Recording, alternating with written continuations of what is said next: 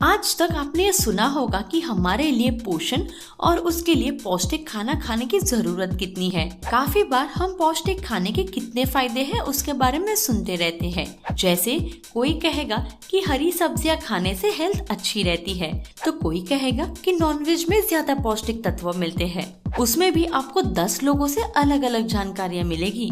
जैसे कोई कहते हैं कि रोज एक एग खाना हेल्थ के लिए अच्छा होता है, तो कोई बोलेगा एग खाने से कोलेस्ट्रॉल बढ़ता है और फिर उससे हार्ट प्रॉब्लम्स बढ़ती है।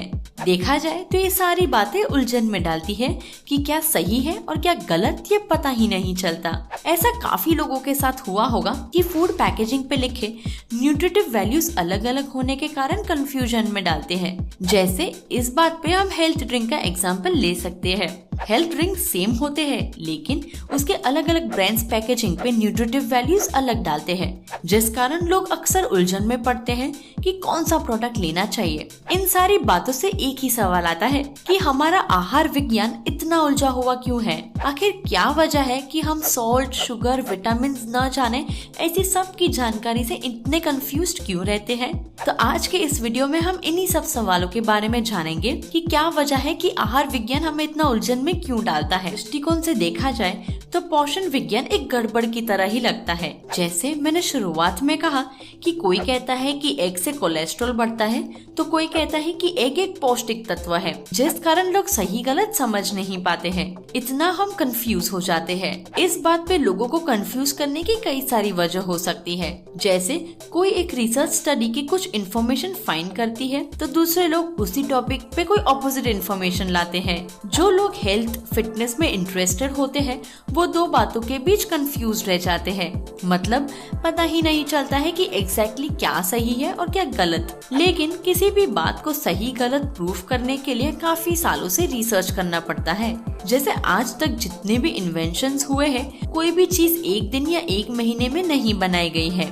बहुत से रिसर्च करने के बाद कोई पक्का रिजल्ट मिला है और काफी बार रिसर्च स्टडीज फेल भी हो जाती है।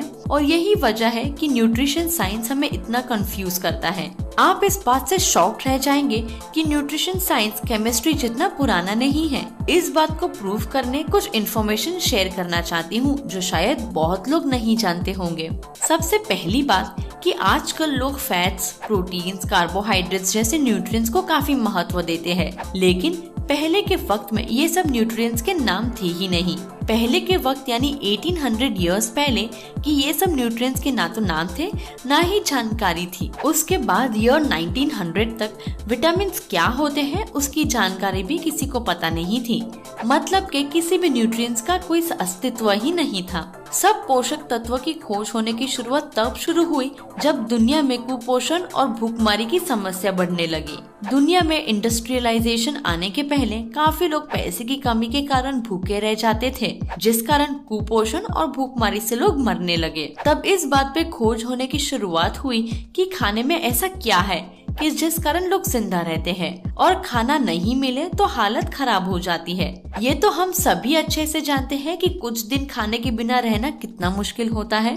तो ईयर 1800 में किए गए रिसर्च से पता चला कि हमारी बॉडी को एनर्जी के लिए फैट्स, कार्बोहाइड्रेट्स, विटामिन जैसे पोषक तत्व की जरूरत होती है। स्कर्वी जैसी बीमारी जो विटामिन सी की कमी के कारण होती है, उसका ट्रीटमेंट पहली बार ईयर 1842 में किया था। आज जिन विटामिन के बारे में हम जानते हैं, vitamin A, B, C, D, B5, B6 और के जैसे विटामिन ईयर 1900 में डिस्कवर हुए थे। ईयर 1970 से पहले लोगों को हार्ट डिजीज और लो HDL कोलेस्ट्रॉल लेवल जैसी बातों की कोई जानकारी नहीं थी। 1970 में पहली बार इसकी खोज हुई। हार्ट डिजीज की वजह क्या हो सकती है, इंसान को पौष्टिक खाने की जरूरत क्यों है, उसकी जानकारी ईयर 1800 और 1900 के दौरान मिली। पर हम जो हमेशा उलझे हुए रहते हैं कि हमारे हेल्थ के लिए क्या सही है क्या नहीं, उस उलझन की भी दो वजह है। पहली वजह ये है कि न्यूट्रिशन पे किए जाने वाले एक्सपेरिमेंट्स और दूसरे प्रोडक्ट्स बनाने वाली कंपनी के अलग इन्फॉर्मेशन। इन दो वजह के कारण हम लोग अक्सर कंफ्यूज रहते हैं। क्या आप जानते हैं कि खाने की चीजों का एक्सपेरिमेंट किस पे होता है? कोई भी खाने की चीज या दवाई का एक्सपेरिमेंट जानवरों पे किए जाते हैं। सबसे पहले ऐसे एनवायरनमेंट ईयर 1963 में लुइस डेहल ने की थी। रैट्स को ज्यादा नमक वाला खाना दिया, जिस कारण उसे पता चला कि ज्यादा नमक खाने से हाई ब्लड प्रेशर होता है। उस वक्त से आज तक जानवरों को एक्सपेरिमेंट्स मॉडल समझा जाता है, जिस कारण ये कंफ्यूजन होता है कि किसी चीज का जानवर पे उल्टा रिएक्शन हुआ तो वो इंसानों पे भी होगा। पर क्या ऐसा करना सही है? क्योंकि जानवरों की लाइफस्टाइल और खाने की आदत बहुत अलग होती है। माना हम इंसान भी एक प्रकार के जानवर जैसे ही है, पर हमारी बॉडी सिस्टम और जानवरों की बॉडी सिस्टम में काफी फर्क भी है।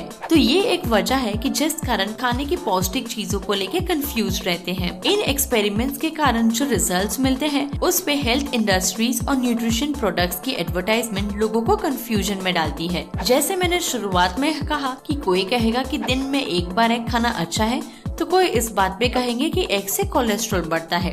इसी तरह से कंपनी जो न्यूट्रिटिव प्रोडक्ट्स बनाती है, उस पे चीजों की पैकेजिंग ऐसे ही करते हैं जो लोगों को प्रभावित करे।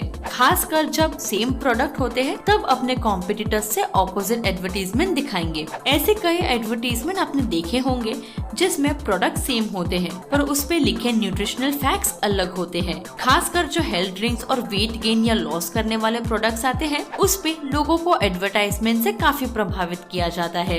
आज जैसे डायबिटीज की बीमारी बहुत ज्यादा बढ़ रही है, उस वजह से नो शुगर या फिर लेस शुगर जैसे जूसेस मिलते हैं, लेकिन इन जूसेस में शुगर के बदले फ्रुक्टोज या कॉर्न सिरप जैसे स्वीटनेस का इस्तेमाल होता है। और देखा जाए तो ये स्वीटनेस नॉर्मल शुगर से ज्यादा स्वीट होते हैं। तो इस तरह से लोगों के माइंड में हर एक बात का कंफ्यूजन क्रिएट किया जाता है। केमिस्ट्री रिसर्च जितना पुराना और डेवलप्ड है, जिसमें काफी एक्सपेरिमेंट्स के बाद कोई करेक्ट रिजल्ट मिलता है, उसके कंपैरिजन में न्यूट्रिशन रिसर्च काफी यंग है। जिस तरह से आपने देखा कि पहले लोगों को न्यूट्रिशन के बारे में ज्यादा जानकारी भी नहीं थी, भूखमरी और कुपोषण के कारण पौष्टिकता और खाने की जरूरतें क्यों है, उसके बारे में पता चलने लगा। पहले 200 इयर्स में न्यूट्रिशन साइंस में कोई भी प्रोग्रेस नहीं था, जिस कारण हम न्यूट्रिशन फैक्ट से आज भी कंफ्यूज रहते हैं। तो अब आपके हमारे इस वीडियो पे क्या व्यूज है, वो हमें कमेंट सेक्शन में जरूर बताइए।